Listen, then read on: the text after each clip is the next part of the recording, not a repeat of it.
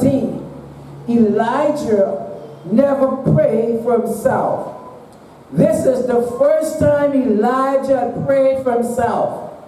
He had forgotten that he was the prophet of Israel. His attention is full of himself. When we become self-conscious, church, that it dominates our thinking, we are in trouble spiritually. When we get to the place where everything is about me, we need to check up. Someone is in trouble and in the verge of being the time of discouragement and depression. We must always strive to be God conscious. It's not always about me and so forth. So that's the third sign of it. Me. The fourth thing Elijah did was he adopted an attitude that said life is hopeless. Life is hopeless. Verse 4. Elijah said in effect, I've had it, I quit. Oh me, I've been there. He sat down and he gave up. Elijah felt that life was no longer worth living. As long as we remember that there is hope, we can make it through. But the moment you give hope, the moment hope is lost, that's it. May we never forget that God is still on the throne. No matter how bad things become, God is in control. He knows where we are and what we are facing. He will see us through. As long as there is a God in heaven, there is hope for you. There's hope for me.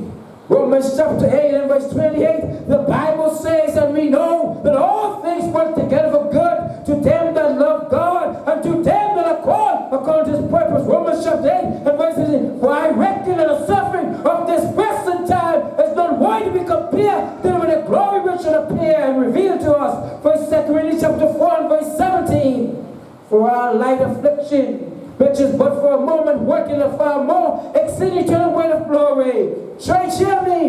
Wherever you are right now, whatever you are facing with, depression, whatever it is, remember that God is still on the throne. Amen. He is still in control. Amen.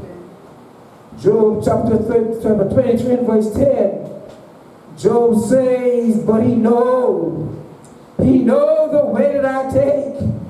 When I'm tried, when I'm tested, I shall come forth as gold. Elijah gave up on life, on ministry, on God.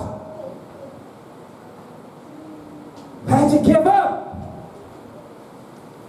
Fifth sign, Elijah claimed that he wanted to die.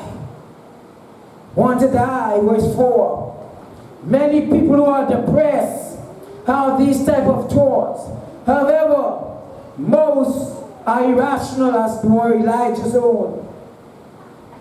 If he really wanted to die, why didn't he just stay and let Jezebel, stay Jezreel and let Jezebel take care of it for him? Why did he run? If he really wanted to die. Again, this is just more evidence that he was thinking very irrationally. You see, these are some of the signs we're faced with. Giving up, hope. All of these things that Elijah said and did were typical of the depressed individual. In fact, it may be helpful for me to list a few symptoms of depression. One of it is lethargy. Everything seems like it's too much trouble to do. Disturbed sleep. Early waking, difficulty getting to sleep. Waking up tired after a normal night of sleep. Loss of interest in usual activity. Feeling guilt, worthless and hopeless. Lack of concentration. Irritable, exhaustion. Lack of sexual desire, sensation of utter despair, sense of hopelessness and uselessness in everything, fear of death, obsessional behavior, constant sense of anxiety, feeling of wanting to cry but inability to do so, bouts of uncontrollable crying, thoughts of suicide, changing appetite and weight. There are many other symptoms.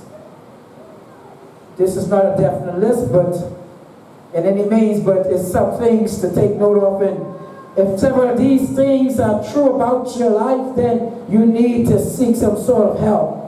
Do not be ashamed to get help. You need it, because depression can literally ruin your life. It can even take your life. Elijah ran. Elijah retiring. Then after that, running and trying to retire, we see him rationalizing in verse 4. A lot about verse 4. Elijah attempted to rationalize his request for death. Lord, kill me. By saying that he was no better than his fathers. The question I will ask is, who told him that he was better than his fathers in the first place? Apparently, church, Elijah had come to believe that he was something special. After all, church, hadn't God used him in a great way? Hadn't he trust God to see the impossible done time and time again? Yes, he did. Yeah. But he was no better than anyone else. It seems that Elijah must have thought that Ahab and Jezebel would have repented when they saw what God had done. It seems as though this is my summation, that Elijah walked on that mountain, and as God says to him, go show yourself now to Ahab, because I'm about to do something awesome. I'm about to do something greater. It seems in my mind that Elijah walks up to that mountain and says, God is about now to manifest himself in a great and a mighty way. He walked on that mountain with confidence. He walked on that mountain God now is about to do something awesome. God now is about to do something great. As he walked the people, oh, call upon your God. Do this to your God. That about your God. Everything about your God. But then when it came time for his God, he said, build an altar. Tear your old altar down. Build a new altar. My God is about to show up. Showtime now. Build the altar, lay the bowl on the altar. He said, that is not enough. Grab some barrels of water, pour it on some 3 times 12 or that. The water filled the trenches around it. 63 words. Elijah looks up to heaven and says, God, let them know that I'm your prophet. Let them know you are God. And God answered with fire. Wow! Great! God is awesome! Wonderful! Awesome! God hands upon his life. The chariot started. He got on his knees and he prayed to God 7 times. The 8th time he made a fist like a hand. The water about to rain. He says, get down from that mountain, for I hear in the distance abundance of rain. And as they began to come down that mountain headed to Jezreel, the rain began to come. Elijah took his tail, his coat can, and fixed it right. And he ran down some 18 miles, outrun the chariot. God is awesome. No doubt Elijah sits, all excited. He experienced the power and the manifestation of God. Also, who is Jezebel to God? I have saw God work in a dry brook. I saw God use a barrel that never went empty, a cruise that never. I've seen seen God bring fire down from heaven. I've seen God help me to outrun a chariot. I've seen rain come after 3.5 years. Listen, God, wonderful. God excited. Israel fell on his knees. The Lord God, He is God. The Lord God, He is God. All excited. No doubt. Ahab saw the power. Elijah, no doubt, had felt in his heart that Ahab and Jezebel now going to fear God. But instead of fearing God, and instead of leading Israel into a great revival as he hoped, he no doubt felt as though he was now the man of the hour. The world will fall down at my feet. But he got a shock of his life. Instead of fearing God, Jezebel said, tomorrow you're a dead man. Tomorrow you're a dead man. Some messenger came to Elijah, said, my message to you is not that Jezebel gonna repent. Jezebel said, I'm gonna kill you tomorrow. Church, nothing shocked the system quite as hard as finding out you weren't all that you thought you were. Elijah realized that he ain't it all. You know the problem with Elijah? Again, this is me. Elijah's problem is pride. Elijah was guilty of believing his own press. He was caught up in the backwash of a great victory. He may have felt as though he were invincible. He believed himself to be more than he was, and when he was reminded that he wasn't what he thought he was thrown into the pit of despair. The saints of God, church, had better be aware of those special times of great victory. Beware of it. Because if God decides to work through your life, remember that He's not obligated to work again. It's His choice. You see, this is a problem that we all face from time to time. We all are guilty believing that we are greater than we are in reality. And when the truth hits home, it leads to depression and times of spiritual drought. When we do hit rock bottom, we are often guilty of trying to find ourselves trying to rationalize our behavior. We try like Elijah to convince ourselves that things are as bad as we think they are in truth. But in truth, they never are, nor will they be as bad as we think, because God is always in control. Elijah may have thought that Jezebel just was no hope, but she was not greater than God.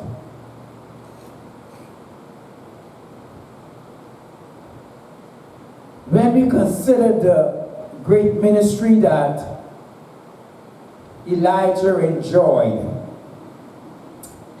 we may wonder what got him in the shape of depression. I think that there are two primary reasons why Elijah ended up under the juniper tree asking God to take his life. I believe also that these are the same two reasons that leads to serious problems for you and me if we do not heed the warning sign. First of all, Elijah was physically exhausted. He was physically exhausted. Think of the activity of Mount Carmel and his flight into the wilderness. This man was totally exhausted. The Lord knows this, and therefore, he does not rebuke Elijah, because if I've read further, the Bible says, after Elijah says, take my life, Elijah went to sleep. Rather, God refreshed the prophet and allowed him to sleep and to rest. God feed him. We'll pick up this next week, but the fact is that he was exhausted. These bodies of ours were not designed to be pushed constantly. The Lord set this thing up so that man could have a day of rest. He did set it up. Mark chapter 22 verse 27 says, and he said unto them, the Sabbath was made for man, and not man for the Sabbath. God created the Sabbath that man can rest. Man was not created for the Sabbath day. The Sabbath day was created for man. Even the Lord Jesus took time away from his work and rest his body. The Bible says in Mark 6:31, and he said unto them, come ye yourself apart unto a desolate place and rest a while. The Bible also went on to say, for there were many coming and going, that they had no leisure time, not even so much as to eat. That's how busy they were. God says it's time to take a rest. That is why I guess I'm learning daily. Time to take breaks sometime. Amen. Vacation, take it. Amen. Our bodies need rest and breaks from activities. Let's face the truth. We run from activity to activity with a cell phone in one hand and the day's planner in the next. Veronique. That's what I say. We stay up late, David, and get up early, and never take time for the body to properly rest. This is not what God planned, and it can lead to serious trouble for us. Elijah was physically exhausted. Secondly, the next thing that I believe that causes when he went through, he was emotionally spent. This man was drained from ministry, from the ministry he was performing. He has been giving out constantly. He was giving and giving and giving, and he was emotionally drained. There's a Greek saying that goes, you will break the bow if you keep it always bend. You will break the bow if you keep it always bend.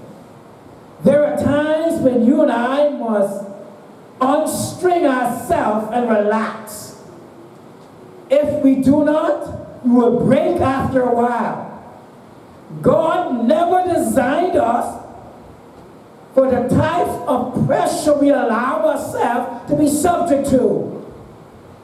The constant stress of life is a major cause of disease and death. You see, when you and I are under stress, our bodies release a chemical called adrenaline. It energizes us and helps us to get the thing done that we need to do. It gives us this sudden burst of energy. However, when adrenaline is constantly being pumped into our system, it can have a negative long-term effect on our bodies.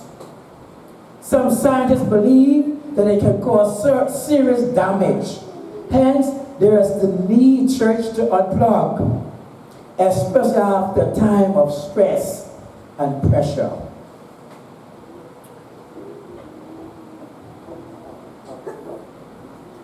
Elijah cried, got to him. Another thing I want to say about Elijah as I wrap this up today, Elijah was not alone in his feelings. He was not alone in his feelings. I can think of at least two other persons, or two other men in the Bible. And remember, statistics says man goes through depression more than women. I don't know why. I guess I'm searching that one out. But it did say it. That's statistics. That means that they've done the research. I have to figure that one out. But I think of two other persons in the Bible who had feelings similar to Elijah. One of those was Moses in Numbers chapter 11, 10 to 17. In Numbers chapter 11, 10 to 17, Moses and the children of Israel, they're going through this awesome great things, and all these things are happening around them. And Moses come to God and say, God, you give me these people? I didn't ask for them. Moses, Lord, take my life. I'm not worthy. Let me die. Moses actually nearly broke under the physical and emotional demands of being Israel. The Lord helped Moses by giving him 70 assistants, aid him in the work. God said, Moses, this is just too much for you. He gave him 70 guys to help him out. Another one comes to mind is Jonah. Now, if you remember the story of Jonah, Jonah ran away from God, and then God brought him back through the belly of the whale. And put Jonah, and the Bible said Jonah went on a day. Jonah took a journey in a day that should have taken about 2 or 3 days. One day. Well, that's when you fear God. You have to get it done. And he just dashed, and he didn't rest. The Bible said Jonah went through the whole city of Nineveh preaching. Then he sat down and watched. Okay, God, I'm going to preach now. Watch what you're going to do. Sit under a tree. One tree grow up, cool as hell.